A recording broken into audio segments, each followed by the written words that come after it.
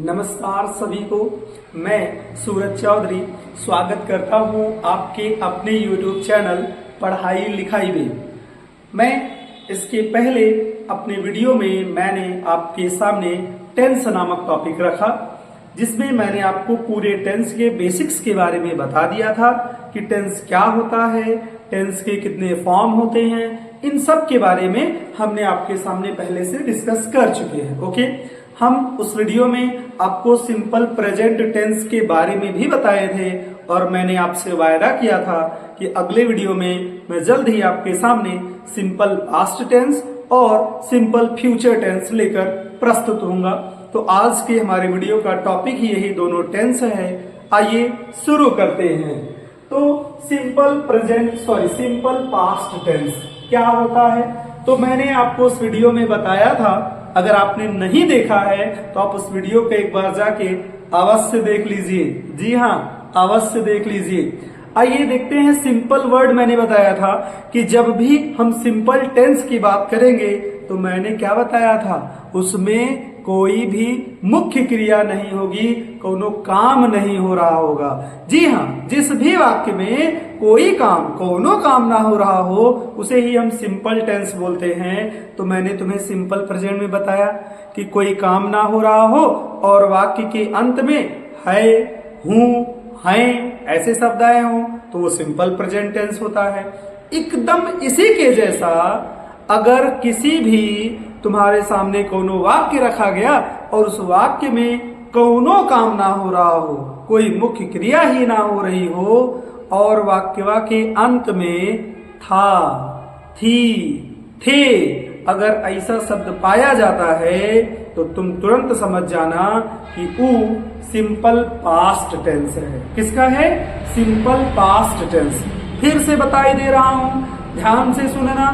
कोनो भी वाक्य हिंदी में अगर दिया है और उस वाक्य में कोनो काम नहीं हो रहा है, कोनो मुख्य क्रिया मेन वर्ब नहीं दिया गया है और वाक्य के अंत में था है, थी, थे ऐसा शब्द आया है तो सिंपल पास्ट टेंस होता है।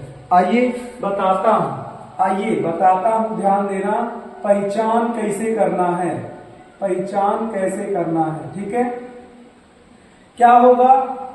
नंबर 1, नो मेन वर्ब यानी कोई मुख्य क्रिया नहीं होगी, कोई काम नहीं होगा।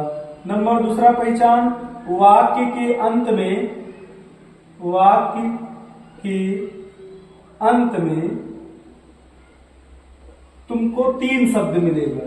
कौन कौन सा? एक तो था, थी, थे आदि। ऐसा अगर 3 शब्द वाक्य के अंत में आए और वाक्य में कौनो काम ना हो रहा हो तो तुरंत तुम समझ जाना कि वो सिंपल पास्ट टेंस का सेंटेंस है। बात समझ में आया? जैसे हम तुमको एक आध एग्जाम्पल दे देते हैं, एक आध उदाहरण से समझाई देते हैं। जैसे मैंने कहा वह मेरा दोस्त था। तुम खाली ध्यान पूर्वक देखना और सुनना, हम पूरा टेंसवा तुम्हारे दिमाग में बैठाई देंगे। वह तुम्हारा दोस्त था, आओ जरा देखो कौनो काम हो रहा है। का ये वाक्य में कौनो भी प्रकार का काम हो रहा है? कौनो काम दिख रहा है? वह मेरा दोस्त था, कौनो काम है? नहीं है गुरुजी। कोई बात नहीं, बहुत अच्छी बात कि ये सिंपल टेंस तो है। वाक्य के अंत में देख रहे हैं तो था आया है। क्या आया है? था आया है। सिंपल टेंस है, था आया है, सिंपल पास्ट टेंस है। का है? सिंपल पास्ट टेंस है। एक ठू और एग्जाम्पल देख लो, एक और एग्जाम्पल देखो तुम। वे वहां नहीं थे। वे वहां नहीं थे कब आया? वे वहां नहीं थे। बताई दो, कोनो काम हो रहा है? कौनो भी प्रकार का काम नहीं हो रहा है और वाक्य के अंत में थे आए हैं। थे मैंने बताया, कोई काम ना हो रहा हो और वाक्य के अंत में अगर था आया, थी, थे आ गया है तो सिंपल पास्ट टेंस का है। इसका सिंपल पास्ट टेंस का है। बात एकदम जहन में आ गया है। सिंपल पास्ट टेंस बूझ गए हो तो आओ, मैंने कहा था 4 सेंटेंस पढ़ाऊंगा हर एक टेंसवे में 4 सेंटेंस पढ़ाऊंगा। आओ पढ़ाता हूं। आओ, पहला वाला मैंने तुम्हें पढ़ाया, पहला तुम्हें अफर्मेटिव पढ़ाया। क्या पढ़ाया? अफर्मेटिव सेंटेंस पढ़ा दिया था। पहले वो पढ़ाया था, यूं पढ़ा रहे हैं। पहले हमने कहा सबसे पहले हम तुमको अफर्मेटिव सेंटेंस पढ़ाएंगे, और मैंने अफर्मेटिव सेंटेंस बताया था पहचानोगे कैसे। नहीं अगर तुमने देखा वो वीडियो जाके प्लेलिस्ट में देखो, तुरंत समझ में आ जाएगा। फिर वो एक बार बताई दे रहे हैं कि अफर्मेटिव सेंटेंस कैसे पहचानोगे। वाक्य देखोगे, अगर वाक्य में कोनो नकारात्मक शब्द नहीं आया है, जैसे नहीं, क्यों, सॉरी, कभी नहीं, अगर ऐसा कोनो शब्द नहीं आया है या कोनो प्रश्नवाचक शब्द नहीं आया है, तो तुम तुरंत जान जाए हो कि अफर्मेटिव सेंटेंस किसका है, अफर्मेटिव सेंटेंस है। बात बुझा? आओ आओ देखते हैं। जैसे इसका स्ट्रक्चर भी तुम्हें बताए थे। कोनो भी टेंस में अफर्मेटिव सेंटेंस जब पढ़ना है तो सबसे पहले सब्जेक्ट लिखते हैं, वो वाक्य का सब्जेक्ट सबसे पहले लिखते हैं। और सब्जेक्ट पहचानने के लिए ट्रिक बताया था, जाके क्रिया से पूछना कौन, जौन शब्द उत्तर दे देगा वह सब्जेक्ट होता है। वह मेरा दोस्त था, कौन मेरा दोस्त था, कौन उत्तर मिला वह मेरा दोस्त था, तो सब्जेक्ट वह हो गया। वे वहां नहीं थे, कौन वहां नहीं थे, उत्तर मिला वे, तो वे सब्जेक्ट हो गया।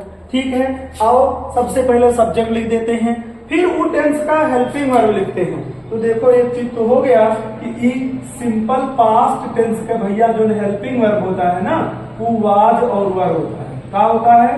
वाज और वर होता है। ये बात के एकदम जहन में रखना, वाज और वर होता है। तो उसके बाद हेल्पिंग वर्ब लगाना है तो हेल्पिंग वर्ब लगा दियो, चाहे वाज या वर। अब कौन लगेगा वो मैं थोड़ी देर में बताई दे रहे हैं। ठीक है, एक बाद तुरंत ऑब्जेक्ट लिख देंगे।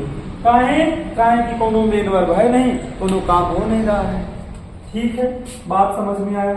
आओ बताए दे रहे हैं कि वाज कब लगाना है और वेयर कब लगाना है।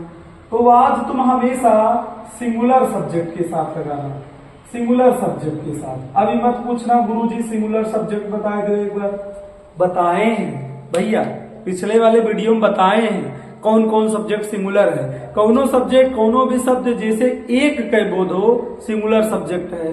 कौनो जानवर हो, वस्तु हो, मानव हो, नाम हो, जो भी हो, एक टू का बोध हो रहा है तो सिंगुलर सब्जेक्ट है। ओकरे साथे तुम वाज लगाओगे। ठीक है, वर देख लो भैया, वर तुम प्लूरल सब्जेक्ट के साथ लगाओगे, जैसे एक से अधिक कोनो चीज का बोध हो।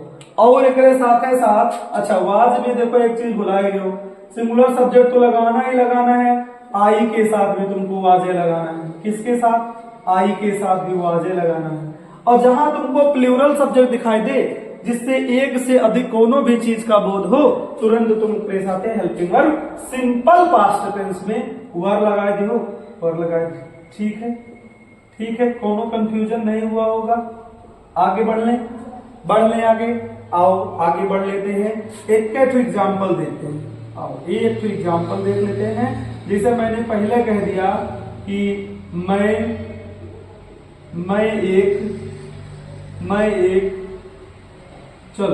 एक वकील कह दिया मैंने, मैं एक वकील था लिख दिया। अब ध्यान देना, पहले मैंने कहा था कोनो भी दुनिया में सेंटेंस का ट्रांसलेशन करे कोई, सबसे पहले तुम उस सेंटेंस को पढ़ोगे। पढ़ा, मैं एक वकील था, पढ़ने के बाद तुम वाक्य का टेंस पहचानोगे। टेंस है मैं एक वकील था, कोनो काम नहीं हो रहा है, वाक्य के अंत में था भी है तो कोनो काम भी नहीं हो रहा है, और वाक्य के अंत में था भी है तो सिंपल पास्ट टेंस हो गया। और कौन सा सेंटेंस है तो देख रहे हैं, ना तो इसमें कोई निगेटिव शब्द आया है, ना कोनो प्रश्नवाचक शब्द आया है, तो भैया ये हमारा अफर्मेटिव सेंटेंस है। और अफर्मेटिव है तो हम जानते हैं सबसे पहले वो वाक्य का सब्जेक्ट लिखना होता है ना। और ढूंढो सब्जेक्ट, मैं एक वकील था, पूछो कौन एक वकील था, उत्तर मिल रहा मैं का अंग्रेजी पहले लिख दो, और मैं का अंग्रेजी सब पता है, आई होता है। मैंने फिर बताया हेल्पिंग वर्ब लिखना है, तो भैया आई के साथ कौन हेल्पिंग वर्ब, अभी बताया हूं सिंगुलर सब्जेक्ट, और आई के साथ वाज लगाना है। तुरंत लगा दिए आई के साथ वाज। कौनो समस्या नहीं, कौनो समस्या नहीं, ठीक है। फिर ऑब्जेक्ट लगाना है। ऑब्जेक्ट का बचा एक वकील। एक वकील का तुम्हें अंग्रेजी पता है, ए लॉयर। क्या होता है? ए लॉयर, ठीक है। फुल स्टॉप कर दिया, इस सेंटेंस का ट्रांसलेशन खत्म। आओ और एक आध दो सेंटेंस देख लेते हैं। अफर्मेटिव सेंटेंस समझ में आया है? क्या करना है? सबसे पहले सब्जेक्ट लिखना है, फिर जोन भी टेंस होगा उसका हेल्पिंग वर्ब लिखना है। अगर काम है तो मेन वर्ब, नहीं काम है तो डायरेक्ट ऑब्जेक्ट लिख देना है। और एक आध एग्जाम्पल और समझ लेते हैं, यही समझ लेते हैं। एक आध एग्जाम्पल और देख लेते हैं। चलो लो एक एग्जाम्पल और देखो। एग्जाम्पल नंबर 2 मैंने लिखा बच्चे नदी में थे, है ना। बच्चे नदी में थे। सबसे पहले टेंस पहचानो। बच्चे नदी में थे, कोनो काम हो रहा है? नहीं। सेंटेंस के अंत में क्या दिया है? थे दिया है। सर सिंपल पास्ट टेंस है। कौन टेंस है? सर सिंपल पास्ट टेंस है। तो अगर सिंपल पास्ट टेंस है भैया तो इसका सेंटेंस भी तो पहचान लो। तो सर सेंटेंस पहचाने, कोनो नकारात्मक शब्द नहीं है, कोनो प्रश्नवाचक शब्द नहीं है, नहीं है इसका माने अफर्मेटिव सेंटेंस है। अफर्मेटिव सेंटेंस है तो सबसे पहले सब्जेक्ट लिखना है। और सब्जेक्ट पूछे कौन नदी में नहीं थे, सॉरी कौन नदी में थे, तो उत्तर मिला बच्चे। तो बच्चे सब्जेक्ट हो गया। एक लिख दिया द चिल्ड्रन, ठीक है। एक बाद हेल्पिंग वर्ब लगाना है। चिल्ड्रन सिंगुलर है कि प्लूरल? तो तुम कहोगे सर प्लूरल होता है। गुरुजी प्लूरल होता है, तो प्लूरल है भैया तो वर्ब लगा लो, वर्ब लगा लिया। अब एक बाद ऑब्जेक्ट लगाना है। ऑब्जेक्ट क्या है? नदी में, तो नदी में कर लिख लो इन द रिवर लिख लिया, इन द रिवर लिख लो। कौनो समस्या नहीं हुआ। आओ यही टेंस का निगेटिव सेंटेंस पढ़ लेते हैं। अब मैं यहां से उड़ा दे रहा हूं, ये सब बम में लगा के उड़ा दे रहा हूं। जी हाँ, आओ आगे निगेटिव सेंटेंस पढ़ लेते हैं। अफर्मेटिव के बाद मैंने तुम्हें हर बार कहा कि मैं तुम्हें निगेटिव पढ़ाऊंगा, तो इरेज कर देते हैं ना, ये भी इरेज कर देते हैं। आओ निगेटिव सेंटेंस देखते हैं। पढ़ना है दूसरा वाला हमें निगेटिव सेंटेंस ना, निगेटिव सेंटेंस, निगेटिव सेंटेंस, ठीक है। निगेटिव सेंटेंस तो मैंने बताया तुम्हें अफर्मेटिव हो चाहे निगेटिव हो, सबसे पहले वाक्य का सब्जेक्ट लिखेंगे। कौनो भी टेंस हो, अगर वो सेंटेंस अफर्मेटिव या निगेटिव में है तो उस सेंटेंस का सबसे पहले हम सब्जेक्ट लिखेंगे। तो इसका स्ट्रक्चर देखते हैं। हमें सबसे पहले उस सेंटेंस का जो दिया रहेगा उसका सब्जेक्ट लिखना रहेगा, ठीक है। तो सब्जेक्ट के तुरंत बाद में हेल्पिंग वर्ब लिखते हैं। तो इस टेंस का हेल्पिंग वर्ब अभी बताए हैं कि वाज या वर होता है, वाज या वर लिख दिया। निगेटिव सेंटेंस है तो हेल्पिंग वर्ब के तुरंत बाद नॉट लगता है, एकदम तुरंत बाद नॉट लगता है, तो लगा दिए नॉट। और इसके बाद वर्ब तो है नहीं तो ऑब्जेक्ट लगा दिए। ये निगेटिव सेंटेंस का स्ट्रक्चर है। आओ एग्जाम्पल कुछ देखते हैं, एक आध एग्जाम्पल देखते हैं। जैसे मैंने पहला कह दिया कि माली बगीचे में नहीं था, माली बगीचे में नहीं था, लिख दिया ये बात। माली बगीचे में नहीं था, बहुत बढ़िया। सेंटेंस में पहले देखा पढ़ा माली बगीचे में नहीं था, फिर मैंने कहा टेंस पहचान लो, कौनो काम नहीं हो रहा है। क्या ये सेंटेंस में कौनो काम हो रहा है? नहीं हो रहा है। तो काम नहीं हो रहा है तो इसका मतलब सिंपल टेंस है। और सिंपल टेंस है तो जरा वाक्य के अंत में आए तो देखे था मिला हुआ है, मतलब सिंपल पास्ट टेंस है। बार बार वही बतिया घूम के आ रहा है। था आया है तो सिंपल पास्ट टेंस है। सिंपल पास्ट टेंस है तो भैया सेंटेंस पहचान लेते हैं। इसमें एक नकारात्मक निगेटिव वाक्य है, शब्द आया है नहीं, तो इसका मतलब ये निगेटिव सेंटेंस हो गया।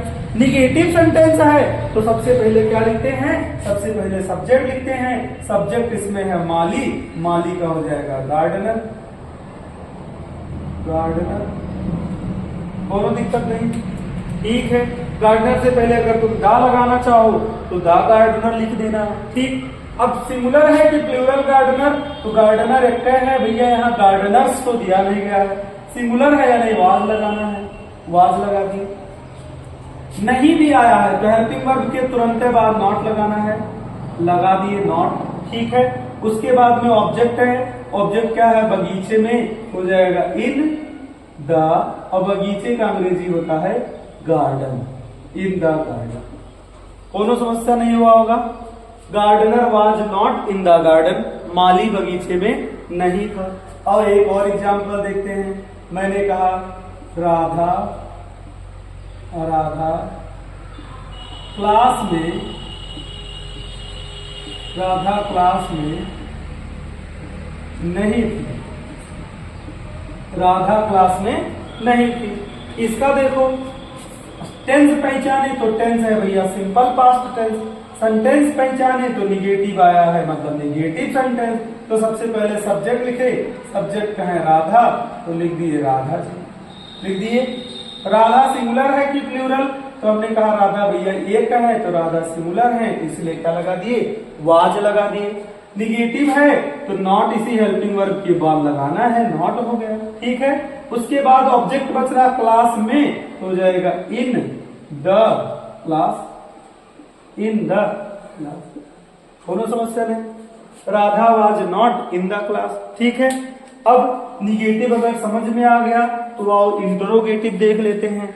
एक बात आप याद रखिएगा, अगर आप पहली बार टेंस पढ़ रहे हैं तो इसको नोट भी करते रहिएगा, एक आध बार पढ़े हैं तो कोनो बात नहीं, ठीक है। आओ निगेटिव सेंटेंस पढ़ लिए तो फिर पढ़ते हैं इंट्रोगेटिव सेंटेंस। और इंट्रोगेटिव सेंटेंस में मैंने तुम्हें बताया था कि इंट्रोगेटिव सेंटेंस दो प्रकार का होता है। कितने प्रकार का होता है, दो प्रकार। इंट्रोगेटिव सेंटेंस,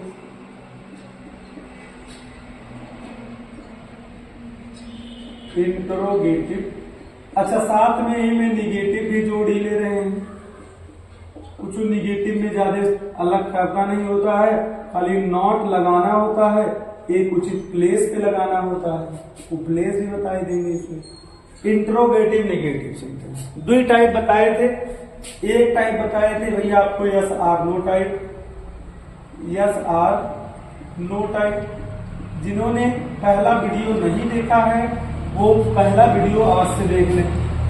दूसरा एक बताया था मैंने WH टाइप, WH टाइप, ठीक है। ये WH टाइप है, ये यस आर नो टाइप है। बताए क्या थे, यस आर नो टाइप में बताए थे कि अगर जिस भी प्रश्नवाचक वाक्य का उत्तर हम यस या नो में दे दें वो यस आर नो टाइप है। और पहचान क्या है कि हिंदी में हमेशा क्या शब्द से शुरू होते हैं, किससे, क्या शब्द से शुरू होते हैं, ठीक है। आओ देखते हैं। तो इसका ट्रांसलेशन मैंने तुम्हें बताया था। सबसे पहले क्या करते हैं, सबसे पहले इसके ट्रांसलेशन में क्या करते हैं, सबसे पहले हेल्पिंग वर्ब लिखते हैं। तो ये पढ़ रहे हैं सिंपल पास्ट टेंस, इसका हेल्पिंग वर्ब वाज या वेयर होता है, तो सबसे पहले वाज या वेयर लिख देंगे, ठीक है। इसके तुरंत बाद सब्जेक्ट लिखते हैं तो सब्जेक्ट लिख देंगे। फिर अगर सेंटेंस में बाई चांस नहीं भी आया है, यानी सेंटेंस अगर निगेटिव है तो इसी सब्जेक्ट के तुरंत बाद नॉट लगाएंगे। अब और कुछ बचा नहीं तो ऑब्जेक्ट लिख देंगे। और अगर इंट्रोगेटिव है भैया तो वही तो लगाना, जीवन में भूलना नहीं है, यानी क्या, क्वेश्चन मार्क। ये क्वेश्चन मार्क कभी नहीं भूलेंगे। अब सिंपल बात करते हैं WH टाइप का, दोनों एक साथ देख लेते हैं। WH टाइप में क्या है कि जब कोई प्रश्नवाचक शब्द में प्रश्नवाचक वाक्य में प्रश्नवाचक शब्द कहीं बीच में आए, यानी जिसका उत्तर हम यस या नो में नहीं दे सकते हैं, उसे हम बोलते हैं WH टाइप, ठीक है। इसका ट्रांसलेशन जब भी करते हैं तो जो बीच में प्रश्नवाचक शब्द आया है उसकी अंग्रेजी सबसे पहले लिखते हैं, क्वेश्चन वर्ड की अंग्रेजी सबसे पहले लिख लेते हैं। और उसके बाद सेम यही यस आर नो टाइप वाला रूल लगने लगता है, यानी उसके बाद हम हेल्पिंग वर्ब लगा देंगे उस टेंस का, तो ये वाज वेयर इसका है। फिर उस सब्जेक्ट लिख देंगे। सेंटेंस अगर निगेटिव है तो नॉट भी यही लगा देते हैं। फिर ऑब्जेक्ट और लास्ट में क्या लगा देते हैं, क्वेश्चन मार्क लगा देते हैं। ठीक है, क्वेश्चन मार्क लगा देते हैं। कोई समस्या नहीं हुआ होगा। आओ देखते हैं एस आर नो टाइप में एग्जाम्पल देखते हैं। एस आर नो टाइप में एग्जाम्पल देखते हैं। तो एग्जाम्पल क्या है, मैंने पहला एग्जाम्पल दिया, क्या क्या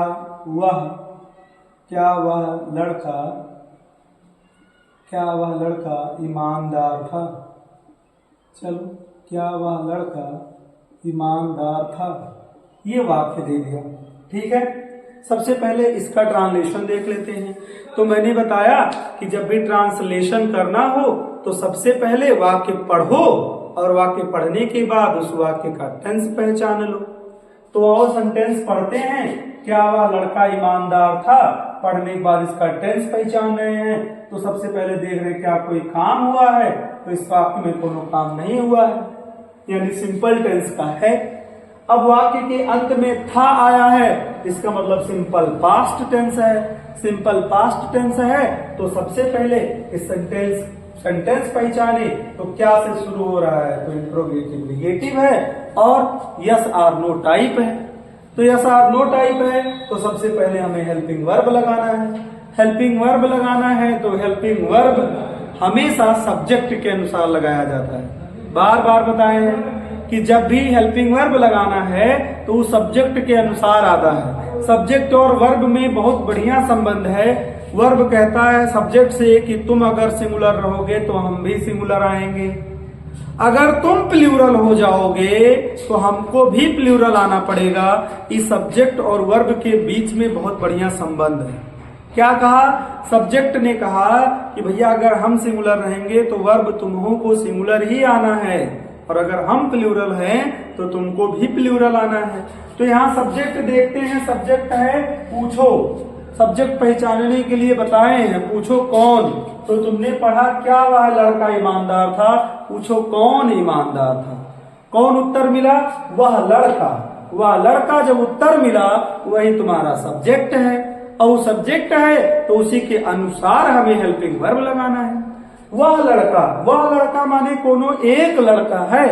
एक लड़का है तो यानी सिंगुलर है, और सिंगुलर है तो हेल्पिंग वर्ब क्या लगाते हैं, वाज लगा देते हैं। लगा दिए वाज, कोई दिक्कत नहीं। सब्जेक्ट है वह लड़का का अंग्रेजी होता है दैट बॉय। ध्यान देना, ही बॉय नहीं लिखना है। कहें ये डिमॉन्स्ट्रेटिव एडजेक्टिव होता है। जब भी वह या ये वो इन चारों शब्दों के बाद तुरंत कोई नाउन आ जाता है तो यह का इंग्लिश दिस लिखते हैं, वह का अंग्रेजी दैट लिखते हैं, ही सी नहीं लिखते हैं। वह लड़की अगर आ गया तो दैट गर्ल होगा, सी गर्ल नहीं होगा, क्योंकि सी एक पर्सनल प्रोनाउन होता है, वो अपने आप में संज्ञा को लिए रहता है। ठीक है, तो यहाँ पे आ गया दैट बॉय।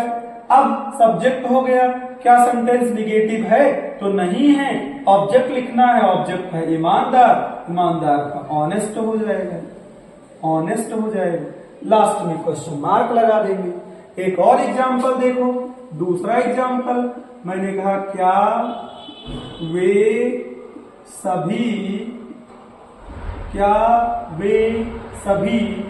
छात्र नहीं थे। क्या वे सभी छात्र नहीं थे, सेंटेंस लिखे, क्या वे सभी छात्र नहीं थे।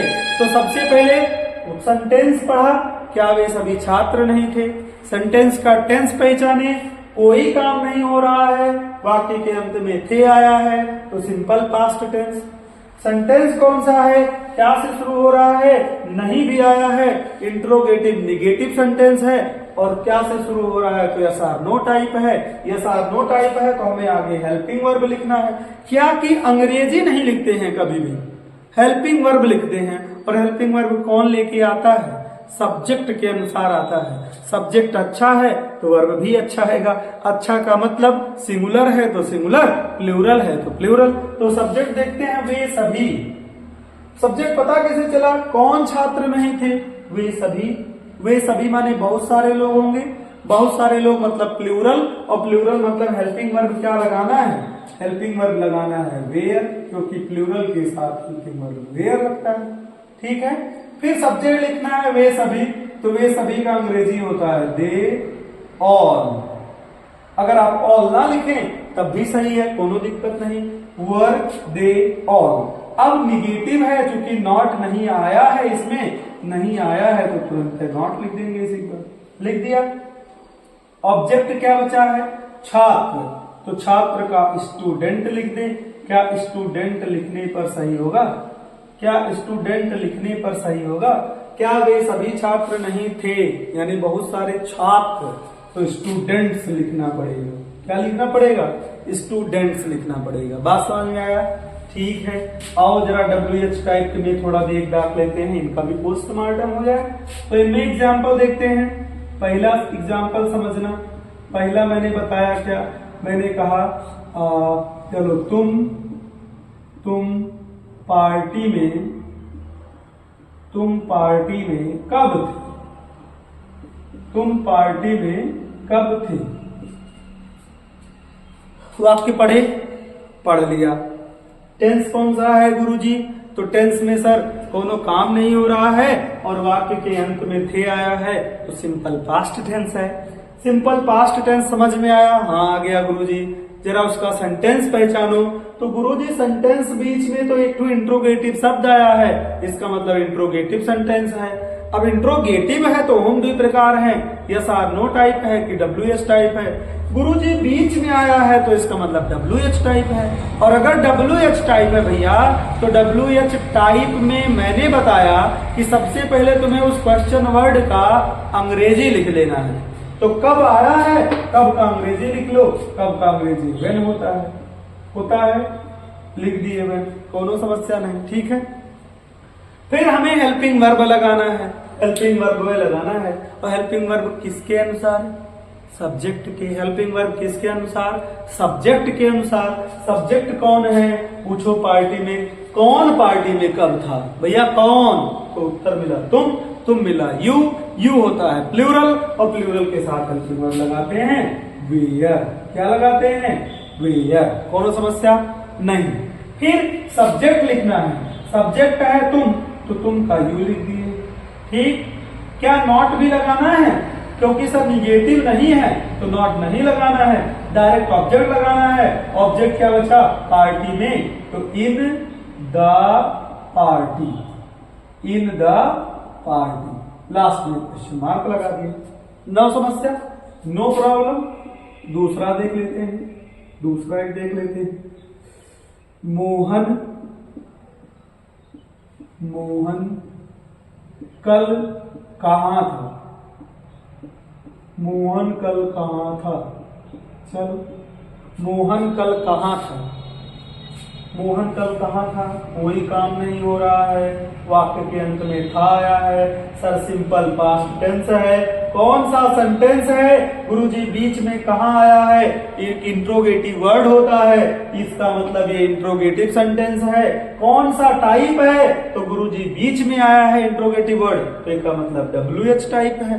WH टाइप है तो इसका मतलब हमें क्वेश्चन वर्ड का अंग्रेजी पहले लिखना है। कहाँ है? तो कहाँ का अंग्रेजी वेयर होता है, वेयर लिख दिया। कोनो समस्या नहीं। फिर एक बाद गुरुजी हेल्पिंग वर्ब लगाते हैं। हेल्पिंग वर्ब कौन लेकर आएगा? सब्जेक्ट लेकर आएगा। कौन? सब्जेक्ट लेकर आएगा। सब्जेक्ट है मोहन, मोहन है एक नाम है, नाम सिंगुलर होता है तो सिंगुलर के साथ वाज आ जाएगा। आ गया वाज। फिर सब्जेक्ट लिखना है गुरुजी, तभी भी तो बताए मोहन सब्जेक्ट है तो मोहन लिख दिए। फिर क्या?